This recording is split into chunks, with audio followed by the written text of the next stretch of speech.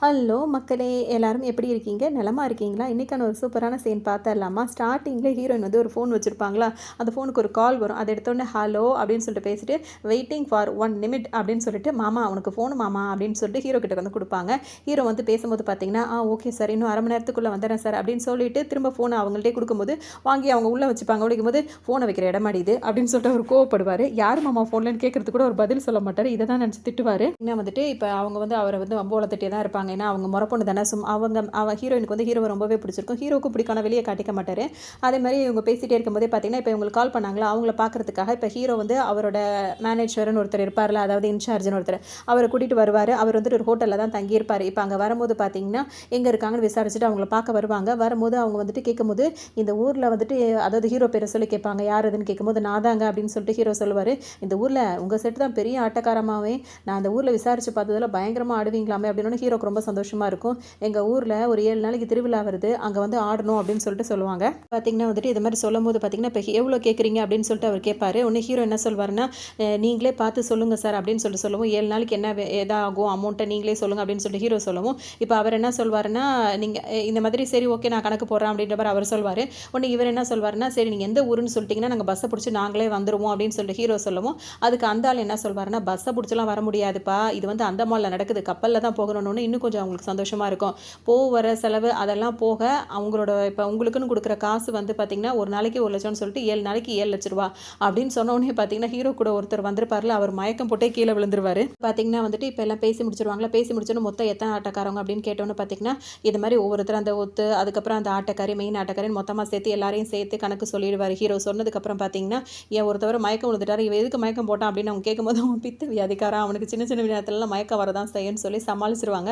அதுக்கப்புறம் இவர் என்ன சொல்வார்னா, 7 லட்சம் இருந்தால் 1 லட்சம் அட்வான்ஸாக வச்சுக்கோ, ஜனவரி 10ஆம் தேதி கிளம்பி 13ஆம் தேதிலாம் அங்கே இருக்கிற மாதிரிலாம் பார்த்துக்கோங்க அப்படின்னு சொல்லிட்டு சொல்லவும், இப்போ ஹீரோ வந்துட்டு ரொம்ப சந்தோஷமாக இருக்கும். அந்த பணத்தை வாங்கிட்டு வருவார். அவங்க கூட அந்த செட்டை எல்லாரும் இருக்காங்களா, அவங்க கிட்டலாம் அந்த விஷயத்த சொல்லுவார். அவங்களுக்கும் ரொம்ப சந்தோஷமாக இருக்கும். இப்போ அவங்கெல்லாம் வந்து பர்ச்சேஸ் பண்ணுறதுக்காக தான் வந்திருக்காங்க. ஏன்னா இந்த ப்ரோக்ராமுக்காக அவங்க வந்துட்டு இப்போ வந்து அந்தமான் போக போகிறாங்க. அதுக்காக இப்போ அவங்க அந்த ஆர்டருக்கு தகுந்த மாதிரி ட்ரெஸ் எல்லாம் வாங்கணும்ல, அதுக்காக ஒரு கடைக்குள்ளே நுழையும் போது ஹீரோ என்ன சொல்லிடுவார்னா, தலைக்கு 5000 தான், அதுக்குள்ளே பார்த்து எல்லாம் வாங்கிக்கோங்க அப்படின்னு சொல்லவும், ஆளாளுக்கு உள்ளே போய் ஒரே அட்டகாசமாக இருக்கும். இப்போ ஹீரோயின் வந்துட்டு பிங்க் கலர்லாம் எடுப்பாங்க. ஐயே இது என்ன கண்ணு கூசுற மாதிரி இருக்குன்னு சொல்லிட்டு இன்னொருத்தவங்க கேட்பாங்க. காசு கொடுத்து வாங்குறோம்ல, கலரும் கூட தான் இருக்கணும் அப்படின்னு சொல்லிட்டு அவங்க சொல்லுவாங்க. ஏன்னா காசு கூட கொடுக்குறோம், கலரும் கூட இருந்தால் தான் நல்லாயிருக்கும் அப்படின்னு சொல்லிட்டு அவங்க ஒரு பிங்க் கலரில் ஒன்று எடுத்துப்பாங்க. இன்னொருத்தர் வந்து பார்த்தீங்கன்னா, தலையில் அவருக்கு முடி இருக்காது, உடனே அந்த டோஃபா இருக்கும்ல விற்க, அதை வாங்கலாம்னு சொல்லிட்டு போவார். அங்கே விற்கிறவங்களும் இது சூப்பர் ஸ்டார், இது சுப்ரீம் ஸ்டார், இது பவர் ஸ்டார், உங்களுக்கு எது எது வேணும் அப்படின்னு சொல்லிட்டு கேட்கவும் பார்த்தீங்கன்னா, பக்கத்தில் ஒரு பொம்மை நின்றுட்டு இருக்குமா, அது தலையில் ஒரு முடியை கவுத்தி வச்சிருப்பாங்க. இதுதான் வேணும்னு கேட்கும்போது, இதுதான் வேணுமா அப்படின்னு சொல்லிட்டு கழட்டி அதையும் கழட்டி கொடுத்துருவாங்க. பார்த்தீங்கன்னா இப்போ எல்லாருமே கம்மல் ஜிமிக்கி அந்த மாதிரி ட்ரெஸ்ஸுன்னு மாற்றி மாற்றி எடுத்துகிட்டே இருப்பாங்க. ஜென்ஸ் எல்லாம் ஒரு பக்கம் ஆட்டம் போட்டுட்டு இருப்பாங்க. அதில் ஒருத்தர் மட்டும் பார்த்தீங்கன்னா கொஞ்சம் குள்ளமாக இருப்பார். அவரை வந்து குழந்தைங்க லிஸ்ட்டில் சேர்த்து வச்சுருப்பாங்க. அவருக்கு மட்டும் டிஸ்கவுண்ட் போட்டு கொடுப்பாங்க. எங்களுக்கும் டிஸ்கவுண்ட் போட்டு கொடுங்கன்னு சொல்லிட்டு மற்றவங்க கேட்கும்போது, அதெல்லாம் கிடையாது சார், குழந்தைங்க இப்போ மட்டும் தான் டிஸ்கவுண்ட்னு சொல்லும்போது, இவன் குழந்தையா இந்நேரம் அவனுக்கு எத்தனை புள்ள இருக்கும் தெரியுமா அப்படின்ற மாதிரிலாம் சொல்லும்போது, அதெல்லாம் எங்களுக்கு தெரியாது, சைஸை பார்த்து தான் நாங்கள் வந்து முடிவு பண்ணுவோம் அப்படின்ற மாதிரி அந்த கடைக்காரவங்க சொல்லிடுவாங்க. பார்த்தீங்கன்னா வந்துட்டு சும்மா இல்லாமல் இப்போ ஹீரோயின் இருக்காங்கல்ல, மாமா மாமா அப்படின்னு கூட்டிகிட்டு அவரும் பின்னாடியே வருவாங்க. வந்துட்டு பார்த்தீங்கன்னா இது அவங்க அவங்க இதெல்லாம் பார்த்து இது கரெக்டாக இருக்குமான்னு கேட்கும்போது, எத்தனை தடவை சொல்லியிருக்கேன் இந்த மாதிரி நேரத்தில் இந்த மாதிரிலாம் பேசாத அப்படின்னு சொல்லிட்டு, உனக்கு தெரியாதா, எதாவது தடவை ஊற்று ஊற்று பார்த்துக்கிட்டு இருப்பேன் அப்படின்ற மாதிரிலாம் கிண்டல் பண்ணுவோம். பார்த்தீங்கன்னா கையில் எது இருக்கோ அதை வச்சு அவங்க தலையில் பட்டு பட்டுன்னு ஹீரோ அடிச்சிட்டே இருப்பார். இந்த படத்தில் ஹீரோ கிட்ட நிறையவே ஹீரோயின் வந்து அடி வாங்கிட்டே இருப்பாங்க. இப்போ இங்கே ஒரு அண்ணன் தங்கச்சி வேறு இருப்பாங்க. அவங்க பார்த்தீங்கன்னா அந்த தங்கச்சி வந்து வேறு ஒரு செட்டை எடுப்பாங்க. உடனே அண்ணன் வந்துட்டு இந்த கலர் எடுத்துக்கமான்னு சொல்லும்போது, எனக்கு இது பிடிச்சிருக்கு அண்ணன்னு சொல்லும்போது, அண்ணன் சொன்னால் இது நல்லா இருக்குமான்னு, சரி அண்ணன் அப்படின்னு சொல்லிட்டு அவங்க அதை எடுத்துப்பாங்க. அண்ணன் சொல்கிறதே எடுத்துப்பாங்க. உடனே வந்துட்டு ஒரு மஃப்ளர்லாம் வாங்கி வச்சுட்டு வந்திருப்பாரு. இது எதுக்குன்னு கேட்டால், நான் வந்து இப்போ வெளியூர்லாம் போகிறோம்ல, அங்கெல்லாம் போடணும்ல அப்படின்ற மாதிரிலாம் எல்லாமே கையில் கிடைக்கிறது எல்லாத்தையுமே ரொம்ப ஆசையாக வாங்கிப்பாங்க. இப்போ பர்ச்சேஸ்லாம் முடிஞ்சிச்சு, எல்லாம் இப்போ வெளியே வருவாங்க. அப்போ ஹீரோ என்ன சொல்லுவாருன்னா, அவங்க அப்பாக்காக ஒரு ட்ரெஸ் எடுத்திருப்பாரு. அந்த ஆளுக்கு போய் நீயே கொடுத்துரு அப்படின்னு சொன்னோம். அவங்க வாங்கிட்டு வந்துருவாங்க.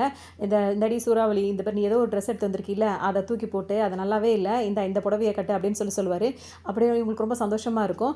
இது நான் இன்னும் ஆசைப்பட்டுலாம் எடுத்து கொடுக்கல, நீ எடுத்த கலர் நல்லா இல்லைன்னு தான் இதை எடுத்தேன் அப்படின்னு சொல்லும்போது பார்த்தீங்கன்னா, அதே மாமா தனியாக கொடுக்குறேன், எல்லாரையும் கூப்பிட்டு சொல்ல வேண்டியதானே, இங்கே பாருங்கடி எங்கள் மாமா எனக்கு எடுத்து கொடுத்துருக்கு, லவ்ஸ் டி லவ்ஸ் அப்படின்னு சொல்லும்போது பார்த்தீங்கன்னா, இவளுக்கு எடுத்து கொடுத்ததே தப்புன்னு ஹீரோ இப்போ வேகமாக ஓடிடுவார். ஹீரோனுக்கு மாமாவை ரொம்பவே பிடிக்கும். பார்த்தீங்கன்னா எங்கள் அண்ணன் தங்கச்சி இருக்காங்கல்ல, அவங்க பார்த்தீங்கன்னா அந்த அண்ணன் வந்து தங்கச்சிக்கு தலைவாரி பூலாம் வைப்பார். இந்த ட்ரெஸ்ஸுக்கு பூலாம் வைக்கக்கூடாதுன்னு சொல்லும்போது, பொம்பளை பிள்ளைங்களுக்கு பூ போட்டு தான் அழகு வைக்கணும்னு சொல்லிட்டு அண்ணன் வேற வற்புறுத்தி இப்போ தங்கச்சிக்கு பூ போட்டெல்லாம் வச்சு விட்டுட்டு இருப்பாரு. இங்கே பார்த்தீங்கன்னா ஒரு புருஷன் வந்துட்டு பொண்டாட்டிக்கிட்ட வந்து பிரியா விட பெற்றுட்டு இருப்பாரு. அவங்களெல்லாம் கிண்டல் பண்ணிகிட்டே இருப்பாங்க. ஏன்னா புது பொண்டாட்டியை விட்டுட்டு வரத்துக்கு மனசே இல்லையா, சீக்கிரவான்னு சொல்லிட்டு கிளப்பிட்டு இருப்பாங்க.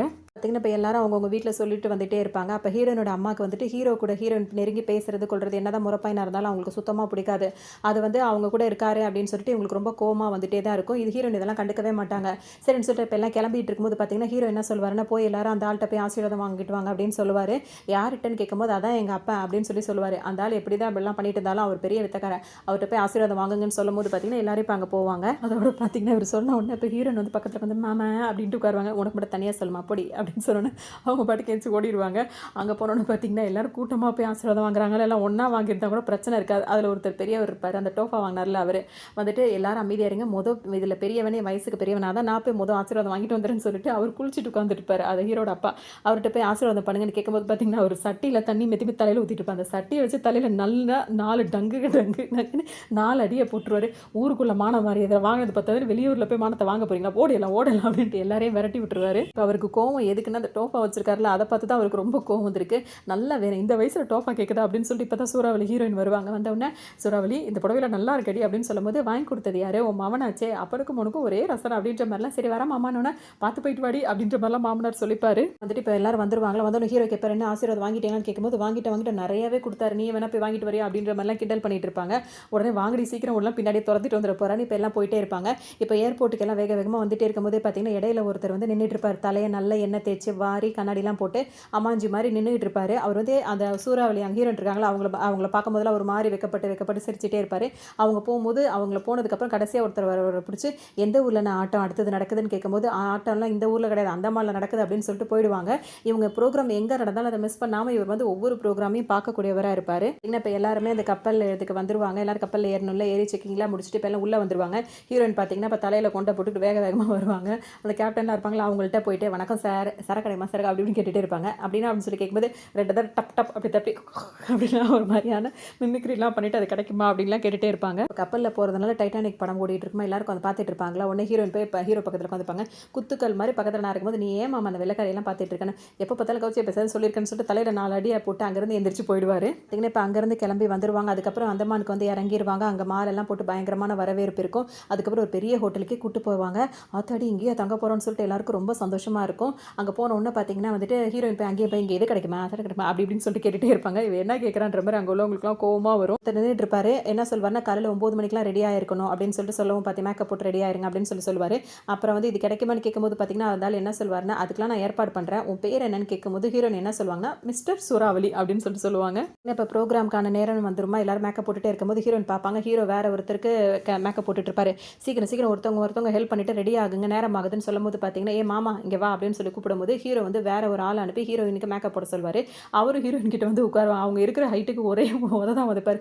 அவர் சுருண்டு போய் அங்கே விழுந்துருவார். நீ எதுக்கு அவனை அனுப்புகிறேன், நான் உன்னை தான் நான் கூப்பிட்டேன் அப்படின்ற மாதிரி ஹீரோயின் சொல்லவும் ஹீரோ வந்து உட்காருவார். அதுக்கப்புறம் பார்த்தீங்கன்னா மேக்கப் போட்டு விடுவார். கண்ணுக்கெல்லாம் மையெல்லாம் போட்டு ஏற்கனவே போட்டதுக்கு மேலேயே போட்டு விட்டுருப்பாரு. அப்புறம் வந்துட்டு இங்கே வர அங்கே வரேன்னு சொல்லிட்டு அவங்கள வந்து வளர்த்துட்டே இருப்பார். அதுக்கப்புறம் கூச்சமாக இருக்கு மாமான்ற மாதிரிலாம் கிண்டல் பண்ணிட்டு இருப்பாங்க. எல்லாரும் ஒரு தடவை ஜோராக கை தட்டுங்கன்னு சொல்லிட்டு ஹீரோ சொல்வார்.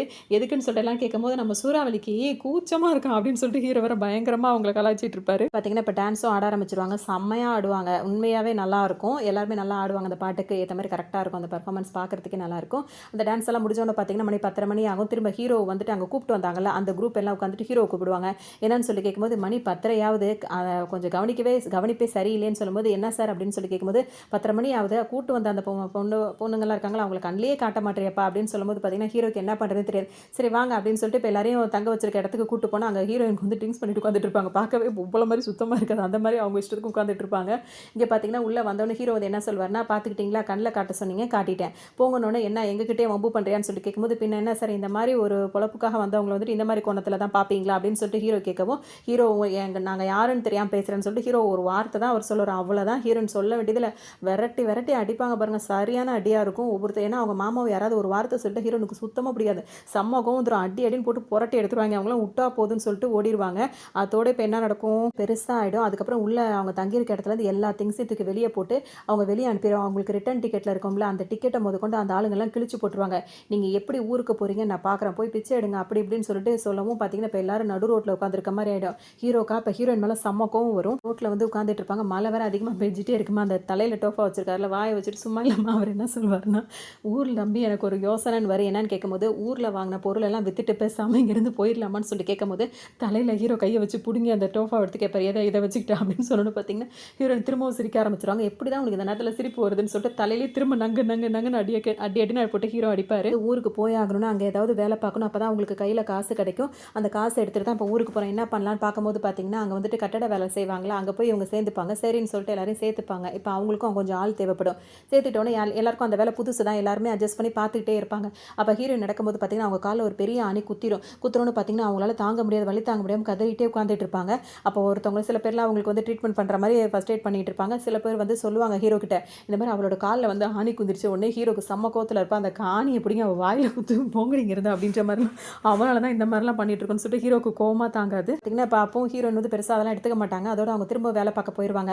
அப்போ இன்னும் கொஞ்சம் நேரம் எல்லாம் வேலை பார்த்துட்டு இருக்கும்போது இந்த வேலையெல்லாம் பார்க்காம அதுக்குள்ள ரெஸ்ட் உங்களுக்கு தேவைப்படுது அப்படின்னு சொல்லிட்டு அந்த ஆள் வந்து திட்ட ஆரம்பிச்சிருவாரு. உடனே ஹீரோ வந்துட்டு கொஞ்சம் நேரம் ஓய்வு எடுக்கட்டும், எங்களுக்கு இந்த வேலை புதுசு அப்படின்னு சொல்லி பேசும்போது ஹீரோ அவர் திட்ட பார்ப்பாரா. உடனே ஹீரோனுக்கு திரும்பவும் கோவம் வந்துடும். என் மாமனே திட்டன்னு வேகமாக சண்டைக்கு வருவாங்க. அவன் ஒன்றும் சொல்லலை, இப்படி கொஞ்சமாக வேலை பார்க்குறீங்க, இன்னும் கொஞ்சம் நேரம் எக்ஸ்ட்ரா வேலை பாருங்க அப்படின்ற மாதிரி தான் சொன்னார், வேற ஒன்றும் சொல்லலை அப்படின்ற மாதிரிலாம் ஹீரோயின் சொல்லவும் அப்படியான்ட்டு அவங்க அங்கேருந்து போயிடுவாங்க. பார்த்தோம் அப்படின்னா வந்துட்டு இப்போ ஹீரோயின் இருக்காங்கல்ல, அவங்க சரின்னு சொல்லிட்டு எல்லாம் வேலை தான் பார்த்துட்டு இருப்பாங்க. ஹீரோ சொல்லிட்டாரு சொல்லி காலில் வேணாலும் உள்ளன்னு ஹீரோ கேட்கவும் அவங்களும் சரின்ட்டு போயிடுவாங்க. அப்போ இன்னொருத்தவங்க இருப்பாங்களா, அவங்க தெரியாமல் தான் வந்துட்டு ஒரு இதில் இடிக்கவும் அப்படியே அந்த கட்டணம் கட்டி இருந்தது ஃபுல்லாகவே டேமேஜ் ஆகிடும். ஃபுல்லாகவே திரும்ப ஃபஸ்ட்லேருந்து பண்ணுற மாதிரி ஆயிடும். அந்த ஆளுங்களுக்காக சமக்கவும் வந்துடும். ஒன்று எல்லாரும் எங்கேயாவது வெளியே போங்கன்னு எல்லாரையும் விரட்டி விட்டுருவாங்க. ஹீரோ சொல்லார், இவ நம்ம பொழப்பில் மண்ணள்ளி போட்டால், நீ நம்ம சாப்பிட்றதுல மண்ணள்ளி போட்டால், இப்போ ஊருக்கு போகிறதுக்கு என்ன பண்ண தெரிலன்னு புலம்பிகிட்டே வெளியே வருவாங்க. எல்லாருக்கும் ரொம்ப பசியாக இருக்கும், பாவமாக இருக்கும், பக்கத்துக்கே சாப்பிடக்கூட எதுவுமே இருக்காது. அந்த தாத்தா இருக்காரு, அவர் சொல்வார் ரொம்ப பசிக்குதுறான்னு சொல்லும்போது கூட இருக்கவங்க என்ன சொல்லுவாங்க, நாங்களாம் என்ன பிரியாணி தின்னுட்டா படுத்து கிடக்கணும், பேசாமல் படியான்னு சொல்லுவாங்க.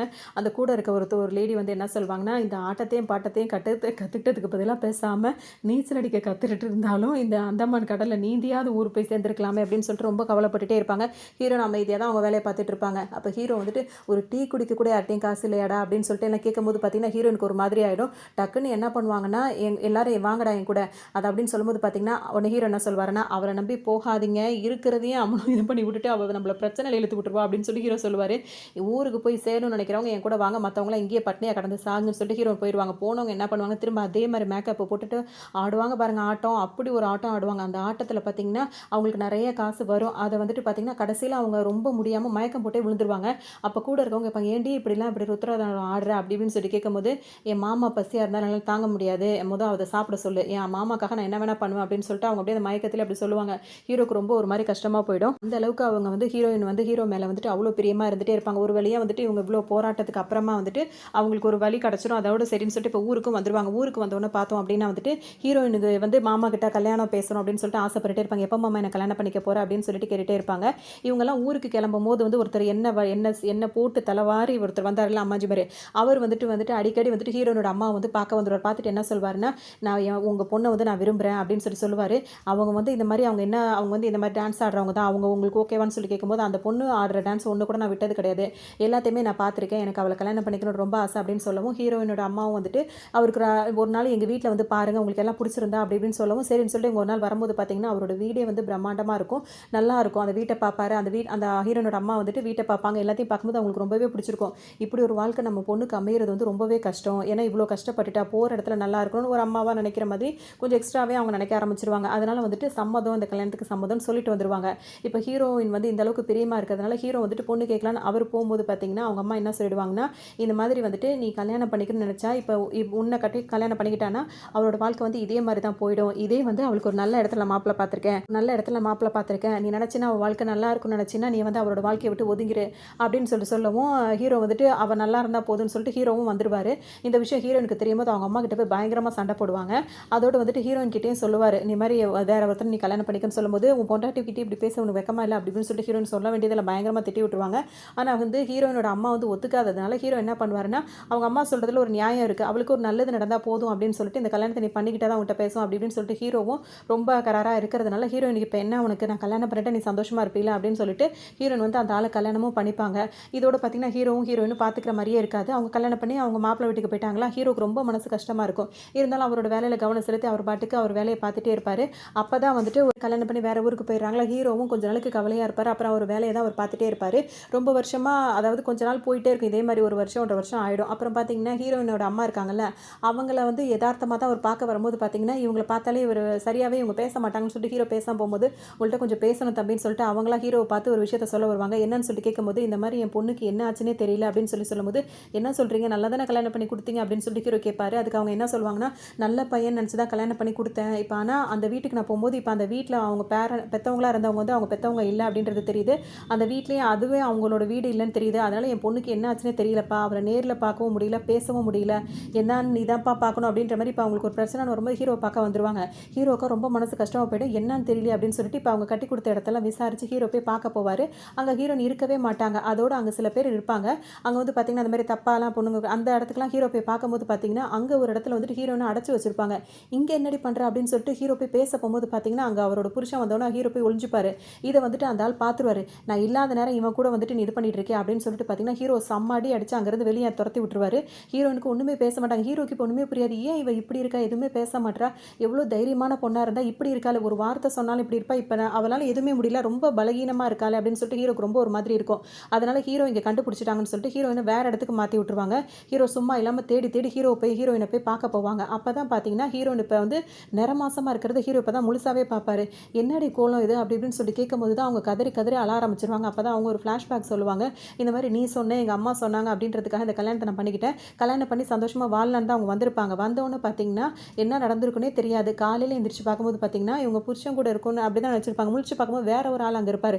அதை பார்த்து நீ எப்படிடா இங்கே வந்து அப்படின்னு சொல்லிட்டு அவனை போட்டு அடி அடின்னு எப்பவும் இவங்க எப்படி அடிப்பாங்களோ அதே மாதிரி தான் போட்டு அடிப்பாங்க. செம்ம அடி. அந்த ஆள் அடிச்சு முடிச்சோன்னு பார்த்தீங்கன்னா இந்த ஆள் இந்த புருஷன் இருக்கார்ல அவர் வந்துருவார்.